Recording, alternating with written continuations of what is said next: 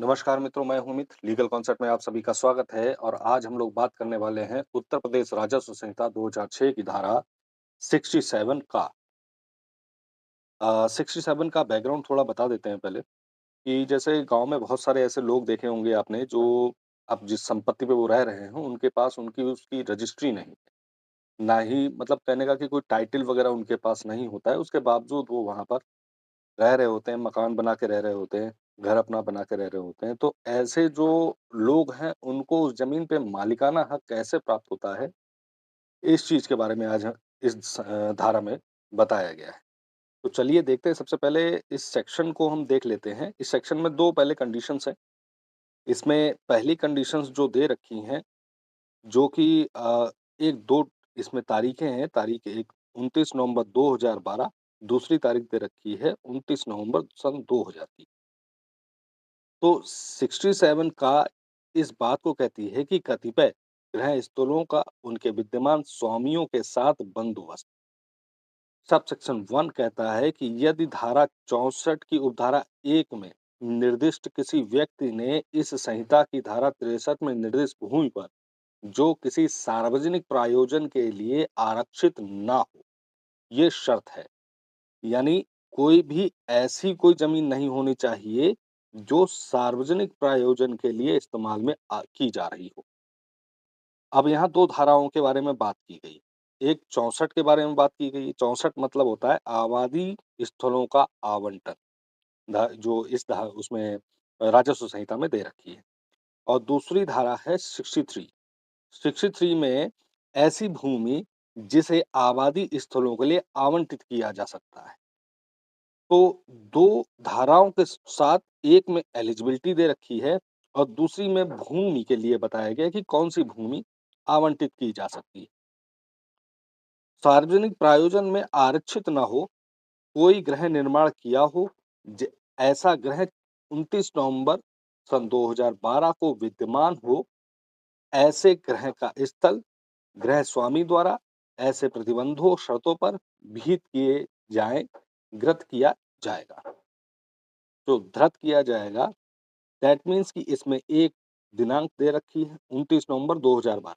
यानी ऐसा मकान, ऐसा घर जो 29 नवंबर सन 2012 से पहले का बना हो। ये उन जमीन उस भूमि के लिए है जो सार्वजनिक प्रयोजन के लिए आरक्षित नहीं है और ये सरकारी जमीन होती है। ठीक है? ये प्रोविज़न सरकारी जमीन के लिए, जो सरकार ने किसी भी सार्वजनिक प्रयोजन के लिए आरक्षित नहीं कर रखी है। फ्रीली पड़ी हुई है, कोई भी इंटरफेरेंस नहीं है। एक तो ये शर्त हो गई। दूसरी शर्त जो सबसेक्शन 2 में दे रखी है कि जहाँ पर 64 की उपधारा 1 में निर्दिष्ट किसी व्यक्ति ने किसी खातेदार द्वारा, मतलब कोई खातेदार है, उसकी जमीन पर बात हो रही है जो सरकारी पट्टेदार ना हो, यानी संक्रमणीय भूमि दर हो। कृत किसी भूमि पर गृह निर्माण किया हो और ऐसा गृह 29 नवंबर सन 2000 से पहले को विद्यमान हो, पहले इसमें नहीं लिखा है लेकिन इस तारीख को विद्यमान रहना तो इसका मतलब है कि पूर्व में होना चाहिए। विद्यमान हो, तो ऐसे ग्रह के स्थल का इस संहिता में निर्दिष्ट अंतर्विष्ट किसी बात के होते हुए भी बंदोबस्त खातेदार द्वारा ऐसे प्रतिबंधों और शर्तों जो विहित किए जाएँ, ऐसे ग्रह के स्वामी के साथ किया गया समझा जाएगा। जैसे कि कोई बी व्यक्ति है, उसने एक खातेदार की भूमि पर अपना मकान बनाया और लंबे समय से उस पर कब्जा है और ए को इस पर कोई आपत्ति भी नहीं। यानी उसने किसी प्रकार का कोई क्रियाकलाप या कोई कार्यवाही नहीं करवाई है। तो ऐसी कंडीशन में भी इस पर मालिकाना हक दिया जा सकता है, जिसे हम एडवर्स पोजीशन के तौर पर भी देखते हैं। तो स्पष्टीकरण में इस बात को रखा गया है कि उपधारा 2 के प्रयोजनार्थ किसी खातेदार द्वारा गृहीत किसी भूमि पर 29 नवंबर सन 2000 को विद्यमान किसी ग्रह को जब तक कि इसके प्रतिकूल साबित न कर दिया जाए, उसके अध्यासी द्वारा, और यदि अध्यासी एक ही परिवार के सदस्य हों, तो उस परिवार के मुखिया द्वारा निर्मित किया गया मान लिया जाएगा। ठीक है? तो ये कुल मिला के सेक्शन सेक्शन 67 का की शर्तें होती। अब 64 में इन्होंने कुछ पात्रता भी दे रखी है। जैसे कि 64 की पात्रता में जो हम सेक्शन पढ़ते हैं तो उसमें एससी, एसटी, ओबीसी, विधवा, विकलांग और कारीगर के बारे में प्रावधान मिलता है कि इनको वरीयता दी जाएगी, ठीक है? इनको ये वरीयता दी जाएगी कि भाई ये लोग जो है इनको डिक्लेरेशन अगर ये लोग करवाते हैं, इस सेक्शन को लेकर, तो इनको जो है एसडीएम साहब के यहाँ अपील करनी पड़ती है। एसडीएम साहब अपील करने के बाद लेखपाल से रिपोर्ट मँगवाते हैं और लेखपाल ग्राम सभा से लेकर प्रधान वगैरह सभी का बयान इस स्थिति में लेता है। तो ये कुल मिला के सेक्शन 67 की शर्तें थीं। अब हम लोग इसमें ये भी समझते हैं कि इसके अपवाद में क्या-क्या चीज़ जो सार्वजनिक प्रायोजन की बात की थी, सार्वजनिक प्रायोजन की बात जो की थी, वो क्या-क्या चीज़ें आती हैं। अब जैसे सार्वजनिक प्रायोजन में जैसे कोई चारागाह हो गया, खलियान हो गया, खेल का मैदान हो गया, कब्रिस्तान, श्मशान, चकमार्ग, तालाब, बाज़ार, कोई मेला का स्थान है, सैन्य शिविर की भूमि है या किसी विशेष सार्वजनिक प्रायोजन के लिए कोई भूमि दे रखी है, तो ऐसी भूमि पर ये धारा काम नहीं करेगी, ठीक है? ऐसी भूमि पर आप डिक्लेरेशन नहीं करा सकते हैं। ये पूरी तरह इसका अपवाद दे रखा है और इस पर आपका किसी प्रकार का कोई मकान वगैरह कुछ भी बनाओ तो सरकार उसको मान्यता नहीं देगी। और अब अगली चीज़ पे हम लोग आते हैं कि जो भूमि का प्रकार इन्होंने इसमें हमें ये समझना भी ज़रूरी है कि भूमि का प्रकार किस तरीके से निर्धारित किया जाता है। अगर हम श्रेणी 5-1 की भूमि के बारे में बात करते हैं, जिसे हम नई परती की भूमि कहते हैं, जिसमें 3 साल तक खेती नहीं होती।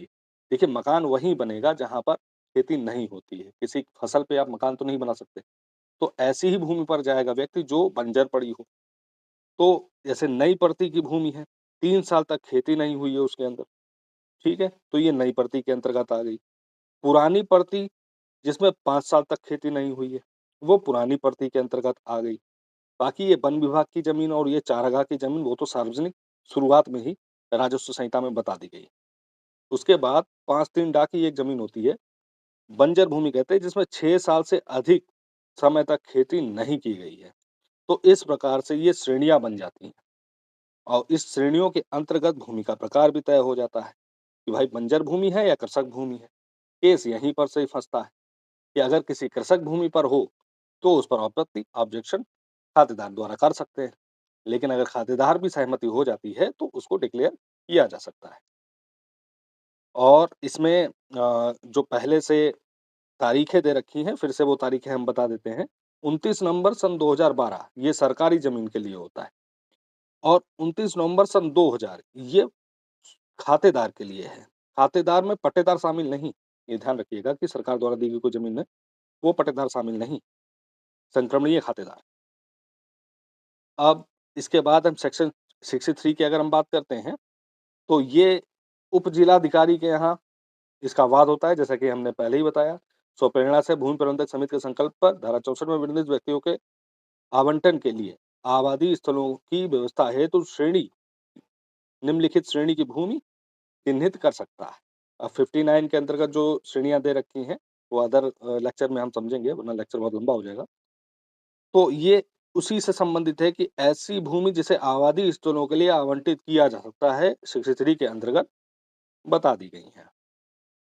और उसके बाद 64 में हम इसमें जैसा कि हमने पहले ही बताया कि किसको वरीयता दी जाएगी, ठीक है? और कैसे इसके प्रावधान होते हैं। सबसेक्शन 1 को अगर हम पढ़ते हैं तो 63 में निर्दिष्ट भूमि का आवंटन करने में निम्नलिखित वरीयता क्रम का अनुपालन किया जाएगा। पहला, ग्राम सभा में रहने वाले अनुसूचित जाति, अनुसूचित जनजाति, अन्य पिछड़े वर्ग या सरकार राज्य सरकार द्वारा यथा अवधारित गरीबी रेखा के नीचे रहने वाला सामान्य वर्ग के व्यक्तियों से संबंधित कोई कृषि श्रमिक या ग्रामीण कारीगर, ठीक है? खा कहता है ग्राम सभा में रहने वाला कोई अन्य कृषि श्रमिक या कोई ग्रामीण कारीगर। गा कहता है ग्राम सभा में रहने वाले अनुसूचित जाति, अनुसूचित जनजाति और अन्य पिछड़ा वर्ग या राज्य सरकार द्वारा यथा निर्धारित गरीबी रेखा के नीचे रहने वाला सामान्य श्रेणी से संबंधित कोई व्यक्ति इसमें आएगा, परंतु उसी श्रेणी के अंतर्गत विधवा और शारीरिक रूप से विकलांग व्यक्तियों को अधिमान दिया जाएगा। ठीक है? विधवा और विकलांग के लिए। ये इनके वरीयता क्रम के अंतर्गत आ जाएँगे। तो ये कुल मिला के स्पष्ट कर दिया मैंने आपको कि सेक्शन 67 जो अक्सर लोग छोड़ देते हैं, पूरी तरीके से सिंपल और सरल भाषा में। वीडियो अगर अच्छा लगा हो तो प्लीज़ लाइक और सब्सक्राइब ज़रूर करिएगा। धन्यवाद।